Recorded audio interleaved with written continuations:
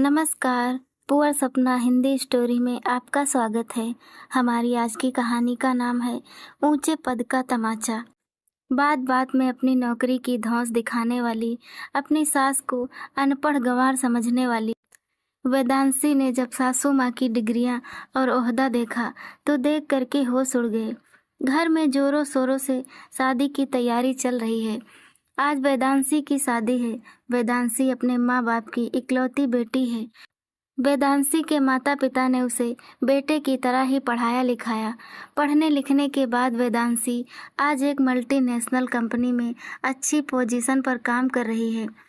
वेदांशी आज के ज़माने की पढ़ी लिखी लड़की तो ज़रूर है, लेकिन उसे अपनी पढ़ाई लिखाई पर और अपनी नौकरी के पद पर हद से ज़्यादा घमंड है।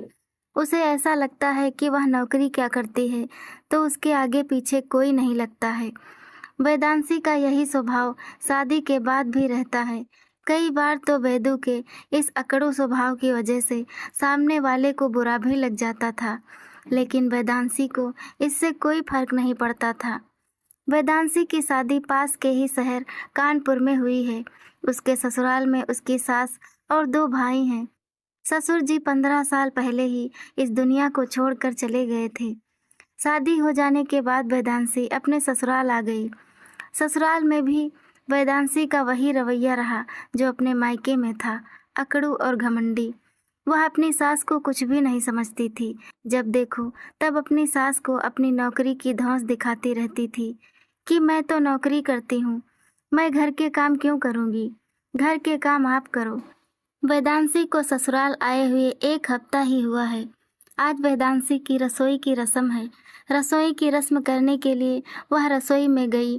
उसमें भी उसने हलवे की कढ़ाई में सिर्फ हाथ लगाया था, बाकी का सारा काम तो रचना जी ने ही किया था। रसोई की रस्म पूरी करने के बाद सभी रिश्तेदारों के सामने ही वेदांशी ने अपनी सास से साफ साफ कह दिया था कि घर में कोई भी उससे रसोई के किसी भी काम की उम्मीद न करे, ना ही घर के किसी और काम धाम की मुझसे उम्मीद करे, क्योंकि मैं उन लड़कियों में से नहीं हूँ जो शादी के बाद ससुराल में आकर के रसोई में रोटियाँ बनाती हैं। मैं आज के ज़माने की पढ़ी लिखी लड़की हूँ, नौकरी करती हूँ, पैसे कमाती हूँ। मैं घर के काम धाम करने वाली नहीं हूँ। रचना जी इशारे से अपनी बहू को चुप रहने के लिए कहती हैं। उनको लगता है कि बहू सभी रिश्तेदारों के सामने इस तरह से कह रही है तो सभी लोग क्या सोचेंगे कि मैंने अपने बेटे के लिए किस तरह की बहू चुनी है और मेरी बहू को ही भला बुरा कहने लगेंगे। इसीलिए वह अपनी बहू से हमदर्दी रखते हुए उसे चुप रहने का इशारा करती है। वेदांशी अपनी सास का इशारा देखकर और भी भड़क जाती है और कहती है, आप यह मत समझना कि मैं आपके इशारों पर नाचूंगी। मैं आज के ज़माने की बहू हूँ, आपके इशारों पर नाचने वाली नहीं हूँ। इसीलिए मुझे अपने इशारों पर नचाने की कोशिश बिल्कुल भी मत करना। वेदांशी की बातें सुनकर के बरामदे में बैठे हुए सभी रिश्तेदार, बुआ, मामी, ताई सब उसका मुंह ताकते रह गए कि रचना जी ने तो कुछ कहा भी नहीं और उनकी बहू ने उन्हें किस तरह से डांट दिया है। अपनी बहू की बातों को सुनकर रचना जी को भी थोड़ा अटपटा लगता है, लेकिन वह बातों को बदलते हुए कहती हैं, चलो चलो, रसोई की रस्म के लिए देरी हो रही है। आखिरकार आज मेरी बहू ने सबके लिए मीठा हलवा बनाया है, तो सभी अपना मुंह मीठा कर मेरी बहू को ढेरों आशीर्वाद दीजिए। सभी बहू वेदांशी के हाथ से बने हुए हलवे को खाने लगते हैं। शादी में तो बहुत सारी रस्में होती हैं और बहुत ही रस्मों में बहू की ही ज़रूरत होती है। दूसरे दिन रचना जी अपनी बहू से कहती हैं, बेटा, कल तुम्हारी मुंह दिखाई की रस्म रखी है, उसमें सभी रिश्तेदार आएंगे और सारे बूढ़े बूढ़ों को भी बुलाया है।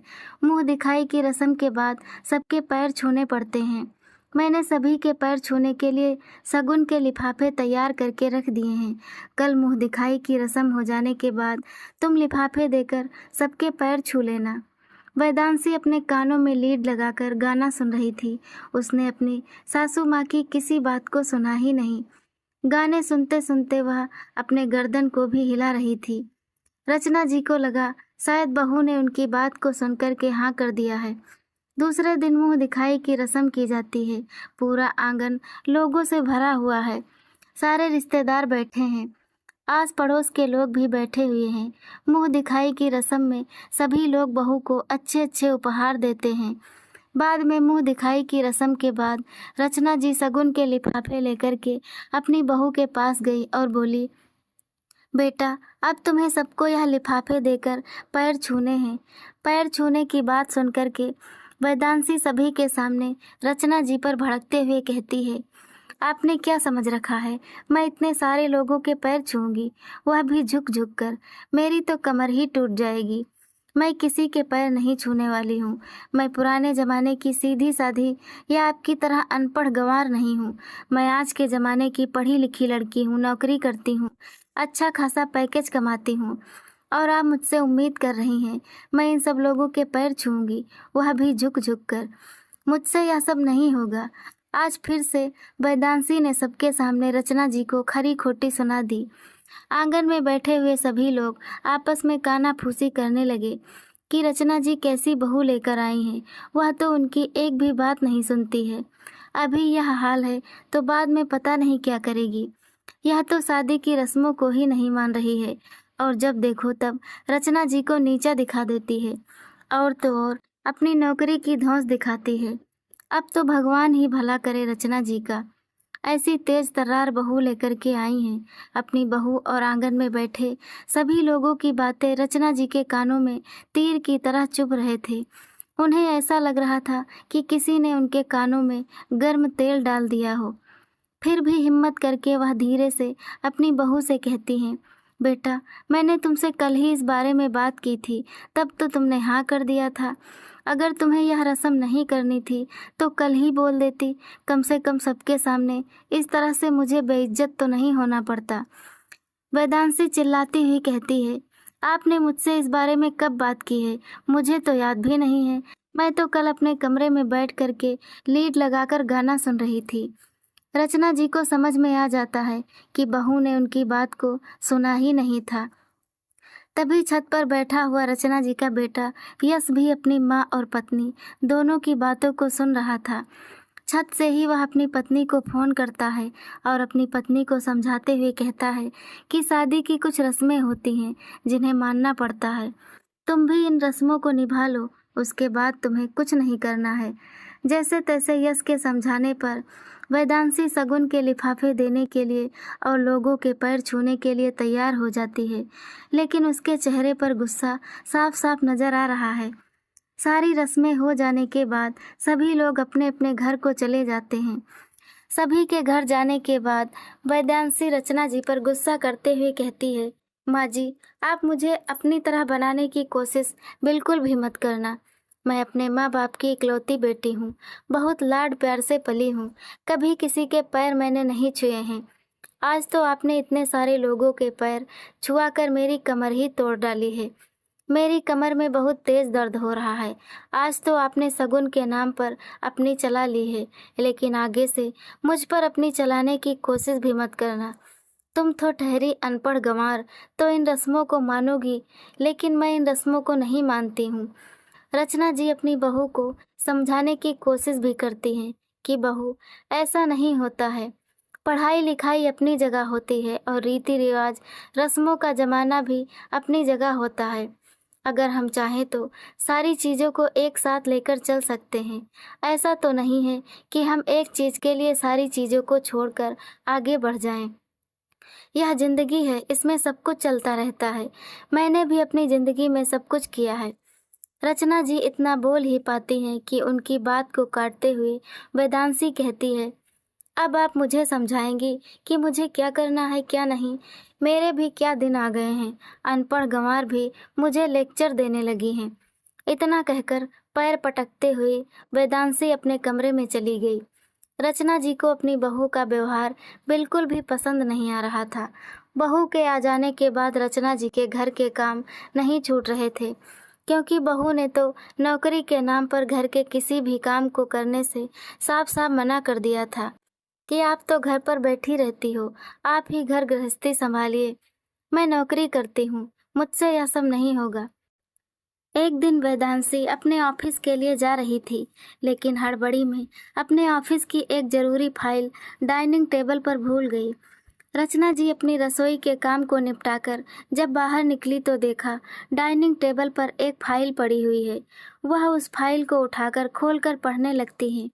तभी हड़बड़ाती हुई वेदांशी घर के अंदर प्रवेश करती है और अपनी फाइल को सासू माँ के हाथों में देखकर फाइल को छीनती हुई कहती है, तुम मेरी फाइल को खोलकर क्या कर रही हो? मुझे तो लगता है तुम्हें पढ़ना लिखना भी नहीं आता होगा, तो तुम्हें मेरी इस फाइल में लिखा हुआ क्या समझ में आएगा? तुम तो ठहरी अनपढ़ गंवार। अगर पढ़ी लिखी भी होगी तो बस हिंदी पढ़नी आती होगी, इंग्लिश तो तुम्हें आती ही नहीं होगी। बहू की बातें रचना जी के दिल को चीर रही थी। आज उनका दिल कह रहा था कि वह अपनी बहू को अच्छी तरह से समझाकर कह दे कि वह अनपढ़ गंवार नहीं है, वह भी पढ़ी लिखी है, वह भी नौकरी। वह अपनी बात कहने वाली ही होती है कि बहू वेदांशी अपनी फाइल को छीनकर वापस से घर के बाहर निकल गई। आज फिर रचना जी कहते कहते रुक गई। एक दिन वेदांशी के मामा का फ़ोन उसके पास आता है और वह कहते हैं कि वह कानपुर शहर में ही आए हैं और तुमसे मिलना चाहते हैं, क्योंकि वह शादी में नहीं आ पाए थे। वेदांशी अपने मामा से मिलने के लिए खुश हो गई और उसने कहा कि वह घर पर ना मिलकर के किसी रेस्टोरेंट में मिल लेते हैं। उसे अपनी सास से अपने मामा को मिलवाने में शर्म आ रही थी, इसीलिए वह अपने मामा को घर पर न बुला करके रेस्टोरेंट में बुलाती है और उधर ही यश को लेकर पहुंच गई। बातों बातों में मामा वेदू को बताते हैं कि इस शहर से उनका 15 साल पुराना रिश्ता है। 15 साल पहले भी वह कानपुर आए थे। उस समय इस शहर में एक बहुत ही निर्भीक और बहादुर सब इंस्पेक्टर हुआ करती थी। पूरे एरिया में उनका जलवा था। आसपास के लोग उनके नाम से ही डरते थे। बहुत ही ईमानदार और बहादुर सब इंस्पेक्टर थी। वेदांशी अपने मामा की बातों को बहुत ही उत्सुकता के साथ सुन रही थी और उसे लग रहा था कि वह उस सब इंस्पेक्टर के बारे में और भी बहुत कुछ जाने। वह मामा से कहती है, मामा, क्या आप उन सब इंस्पेक्टर से मिलवा सकते हैं मुझे? आप उनको कैसे जानते हैं? हाँ वेदांशी, मैं उनसे मिला था और वह वाकया मुझे आज भी याद है। जब मैं अकेला कानपुर में हाईवे के पास से गुजर रहा था तो हाईवे के पास ही 3 से 4 लोग बैठे थे। मुझे रास्ता समझ में नहीं आ रहा था। मैंने उनसे रास्ता पूछने के लिए अपनी कार को रोका तो वह तीनों मेरे कार के पास आ गए और कांच को नीचे करने के लिए कहा। जैसे ही मैं कांच को नीचे किया, गेट खोलकर फटाक से तीनों लोग मेरी कार में आकर बैठ गए। मेरी गर्दन पर चाकू रखकर बोले, जितने भी पैसे और कीमती सामान हैं वह मुझे दे दो और गाड़ी की चाबी भी निकाल कर मुझे दे दो। मैंने डर के मारे सब कुछ उन चोरों को दे दिया, लेकिन इत्तेफाक से वह मेरा फ़ोन लेना भूल गए और मुझे सड़क पर फेंक कर मेरी कार लेकर भाग गए। सड़क पर फेंकने की वजह से मेरे सर पर बहुत तेज चोट लग गई। बहुत सारा खून भी निकल गया था। मैं बेहोश हो गया। मेरे हाथ और पैर में फ्रैक्चर हो गया था। जब होश में आया तो देखा आसपास कोई भी नहीं था। थोड़ी देर बाद जैसे ही मेरा हाथ मेरी जेब में गया, मैंने देखा फ़ोन तो मेरे पास ही है। फटाक से मैंने पास के ही पुलिस स्टेशन में फ़ोन लगा दिया। पुलिस स्टेशन बहुत ही नज़दीक था। उस पुलिस स्टेशन में उस समय रचना चौहान सब इंस्पेक्टर थी। वह अपने 2 पुलिस वालों के साथ 5 मिनट के अंदर ही मेरे पास आ गई। मैं उन सब इंस्पेक्टर को देखकर हतप्रभ रह गया था, क्योंकि वह बहुत ही बहादुर थी। मुझे चोरों का सारा पता पूछने के लिए उन्होंने अपनी गाड़ी में बिठाया और चोरों की गाड़ी का पीछा करने लगी। थोड़ी दूर जाकर ही उन्होंने चोरों की गाड़ी पर एक फायर किया, जिससे उनकी गाड़ी पंचर हो गई। चोरों ने भागने की कोशिश की, लेकिन रचना जी ने बहुत ही बहादुरी के साथ उन तीनों चोरों को पकड़कर जेल में डाल दिया और मेरा सामान वापस से दिला दिया। मुझे अस्पताल में भर्ती कराया। मैंने रचना जी का तहे दिल से शुक्रिया किया। आज इस वाक़ये को 15 साल बीत गए हैं वेदांशी, लेकिन जब भी इस शहर कानपुर में आता हूँ वह वाक़या ताज़ा हो जाता है और बार बार मेरा मन रचना जी से मिलने का करता है। वेदांशी उत्सुकता से पूछती है, मामा, क्या आप बाद में उनसे मिले? हाँ वेदांशी, ठीक होने के 4 दिन बाद मैं अपनी पत्नी और बच्चों के साथ उस पुलिस स्टेशन में रचना जी का धन्यवाद करने के लिए आया था। कि आज आपकी ही वजह से मैं बच गया। आपने मुझे समय पर अस्पताल पहुंचाया नहीं होता तो पता नहीं मेरा क्या हाल होता। लेकिन पुलिस स्टेशन पहुंचकर पता चला कि सब इंस्पेक्टर रचना ने 2 दिन पहले ही इस्तीफा दे दिया। शायद उनका कोई निजी मामला था जिसकी वजह से उन्होंने इस्तीफा दिया था। मैंने उनको कई जगह ढूंढने की कोशिश भी की, लेकिन वह मुझे नहीं मिली। फिर मैं वापस चला गया। वैदू अपने मामा की बातों को सुनकर के अचंभित हो रही थी और उसका मन भी रचना जी से मिलने का कर रहा था। एक बार उसके मन में ख्याल आया कि उसकी सास का नाम भी रचना है, कहीं उसकी सास वही रचना तो नहीं है। लेकिन फिर वह सोचती है, नहीं नहीं, मेरी सास तो अनपढ़ गंवार है, वह कैसे पुलिस इंस्पेक्टर हो सकती है।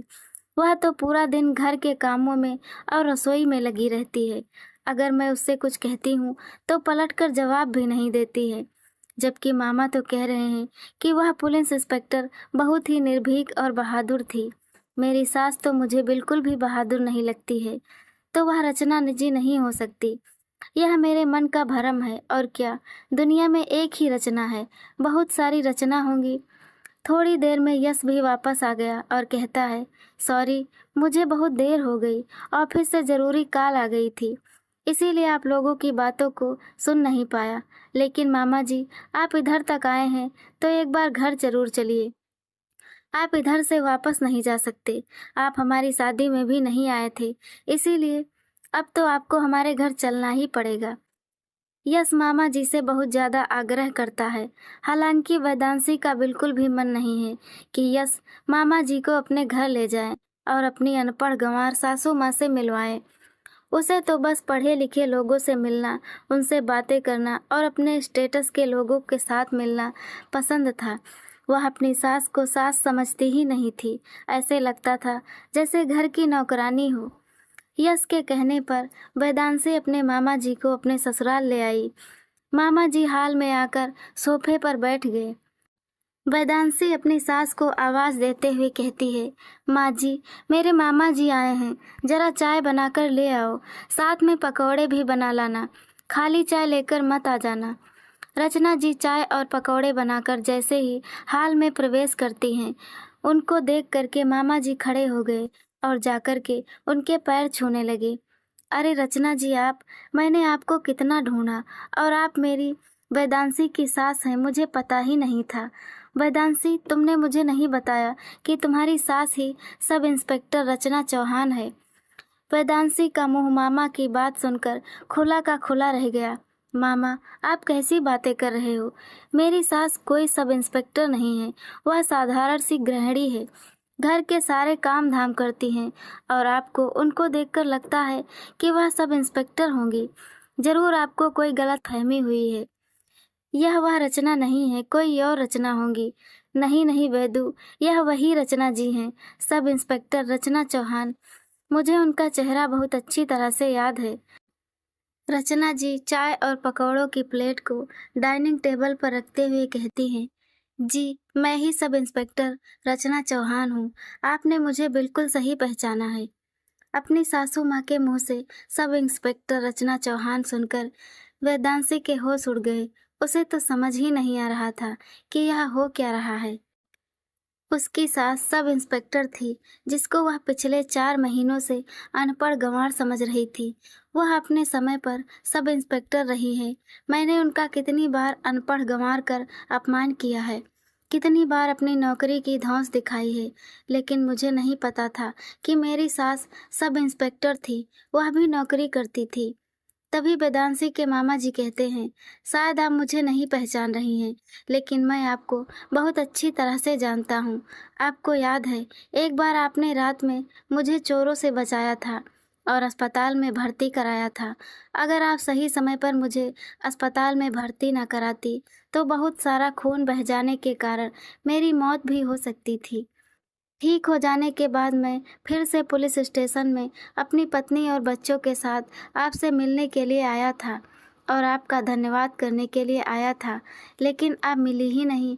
आप मुझे उधर क्यों नहीं मिली और आपने इस्तीफा क्यों दे दिया था? अब तो वेदांशी की धड़कनें तेज होती जा रही थी। वह यह जानने के लिए उत्सुक थी कि क्या सच में उसकी सासू माँ सब इंस्पेक्टर थी, और अगर थी तो आखिर उसकी सासू माँ ने इस्तीफा क्यों दिया था। रचना जी कहती हैं कि तुम्हें बचाने के 2 दिन बाद ही मेरे पति का एक्सीडेंट हो गया था, जिसमें उनका देहांत हो गया। घर में मेरे 2 छोटे छोटे बेटे थे, साथ में मेरी बूढ़ी सास भी रहती थी। उनकी तबीयत बहुत खराब थी। उनकी देखभाल के लिए किसी एक का घर पर रहना बहुत ज़रूरी था। जब मेरे पति थे तो वह घर की सारी जिम्मेदारियां संभाल लेते थे और हमेशा मेरा साथ देते थे। उन्होंने कभी ऐसा नहीं सोचा कि तुम नौकरी करती हो और मैं घर संभालता हूँ, जबकि मैं अपने पति का घर संभालने में पूरा पूरा साथ देती थी। ड्यूटी जाने से पहले घर के सारे काम निपटा कर आती थी। खाना बनाकर सासू माँ की दवाइयाँ निकाल कर रख जाती थी।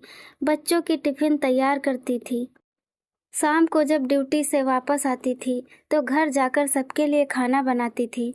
कभी भी किसी काम के लिए मैंने अपने पति या सास से शिकायत नहीं की।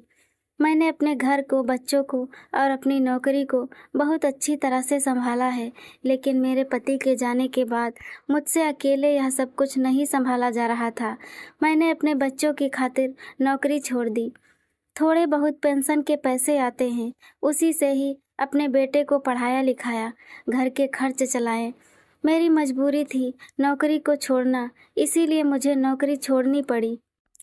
रचना जी की बात सुनकर के वेदांशी उनके पास जाती है और कहती है, माँ जी, आपने मुझे कभी क्यों नहीं बताया कि आप अपने समय पर सब इंस्पेक्टर रही हैं, जबकि मैंने तो आपको कितनी बार अनपढ़ गंवार कहा है। बहू, मैंने कई बार तुम्हें बताने की कोशिश की है, लेकिन शायद तुमने सुनने की ज़रूरत ही नहीं समझी। मेरी बात को आधा अधूरा सुनकर ही मुझे अनपढ़ गंवार बोलकर निकल जाती थी। कभी मेरी बात पूरी सुनी ही नहीं तो मैं तुम्हें क्या बताती। आज वेदांशी को अपनी गलती पर बहुत पश्चाताप हो रहा था कि जिस सास को वह अनपढ़ गंवार समझती थी, वह तो इतनी बहादुरी और निर्भीक सब इंस्पेक्टर रही है, और इंस्पेक्टर रहने के साथ साथ उन्होंने अपने दोनों बच्चों और घर गृहस्थी को और बूढ़ी सास को किस तरह से संभाला है, यह तो काबिले तारीफ है। और मैं अपनी एक नौकरी पर इतना घमंड करती हूँ। ना तो अभी मेरे बच्चे हैं और ना ही मैं घर की कोई जिम्मेदारी संभालती हूँ। कितनी बार सासू माँ का मैंने अपमान किया है। वेदांशी अपनी सासू माँ से माफ़ी मांगती है। माँ जी, मुझे माफ़ कर दो, मैंने आपको समझने में बहुत बड़ी गलती कर दी है। मुझे लगता था कि मैं ही एक नौकरी करती हूँ और अपनी नौकरी के आगे कभी किसी को कुछ समझा ही नहीं। लेकिन आप तो मुझसे बहुत आगे हैं। आपने अपनी नौकरी, अपने बच्चों, अपने परिवार को किस तरह से मैनेज किया है, मैं तो इस बारे में कभी सोच ही नहीं सकती हूँ। आप सच में बहुत महान हैं। तभी मामा जी कहते हैं, हाँ बेटा, रचना जी ने सारी चीज़ों को बहुत ही अच्छी तरह से मैनेज किया है।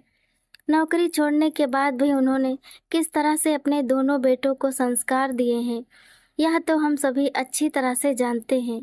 आज वेदांशी की आंखों में पश्चाताप के आंसू हैं।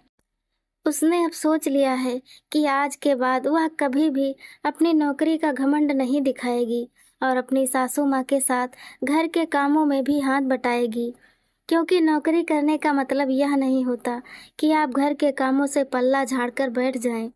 वेदांशी की आंखों में आंसू देखकर रचना जी उसकी आंखों के आंसू को पोंछते हुए कहती हैं, बहू, अगर तुम्हें सच में अपने बुरे बर्ताव पर पछतावा है तो यह बात हमेशा याद रखना कि कभी भी किसी को अपने से कम मत आंकना, चाहे वह नौकरी करता हो या नहीं करता हो। लेकिन वह किसी से कम नहीं होता है। हर कोई अपनी ज़िंदगी जी रहा है, हर किसी की ज़िंदगी के अपने संघर्ष हैं। कोई नौकरी नहीं कर रहा है तो इसका मतलब यह नहीं है कि उसे कुछ नहीं आता। अरे, जो नौकरी करता है क्या उसको सब कुछ आता है? रचना जी की बात सुनकर के वेदांशी अपनी सासू माँ से माफ़ी मांगती है और अपनी सासू माँ से वादा भी करती है कि अब वह किसी को कम नहीं आंकेगी। तो दोस्तों, आपको यह कहानी कैसी लगी? अगर पसंद आई हो तो कमेंट करके ज़रूर बताइएगा, और चैनल पर नए हैं तो चैनल को सब्सक्राइब करना ना